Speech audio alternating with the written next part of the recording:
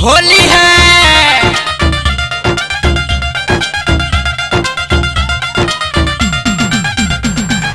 ओए होए, दिस song present बाई राज music junction.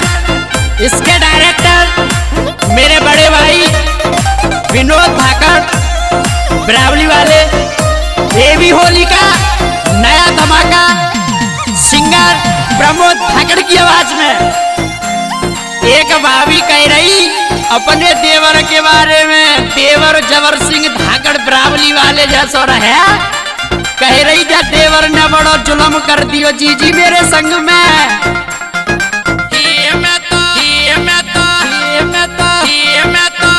मैं तो छज्जे पे खड़ी देवरिया ने भर पिचकारी मन की करी। सीना पे फूल सा धरो देवरिया ने भर पिचकारी जुल्म करो। देवरिया ने भर पिचकारी जुल्म करो।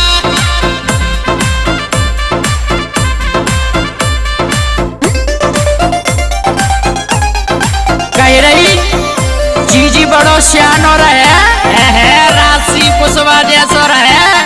बड़ा उत्पाती छोरा है, चक फोटो ले ले जीजी। ए देवर बोलो फौजी कावे लायो मैं तो केवरिया। रंग बिरंगी कर गयो मुकू जवाने ते देवरिया। रंग बिरंगी कर गयो मुकू जवाने ते देवरिया। बड़ा सियानो रहे जीजी मिठाई में फोट गो।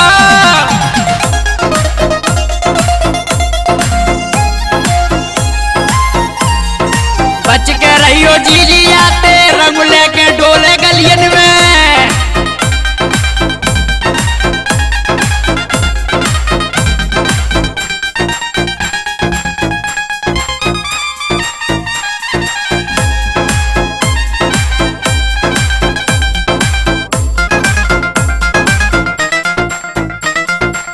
देवर कह रहा हो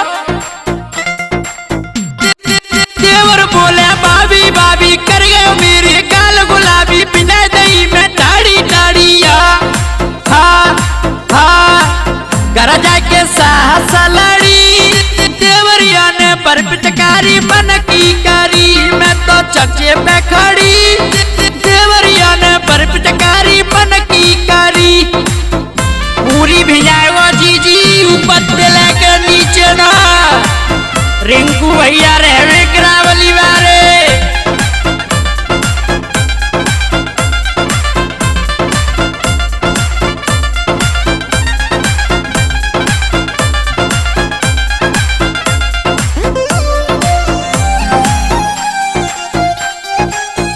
हाय हाय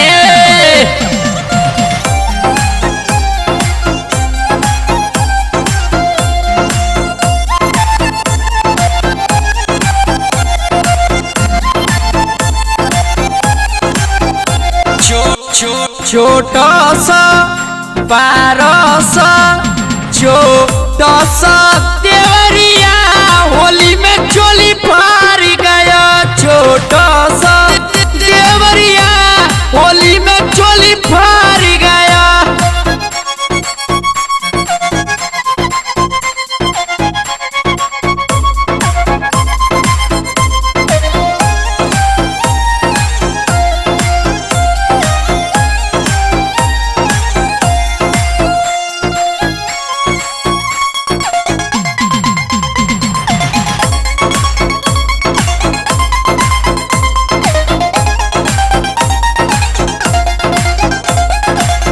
अब राजा गारी देवे मोते सुन ले सखी।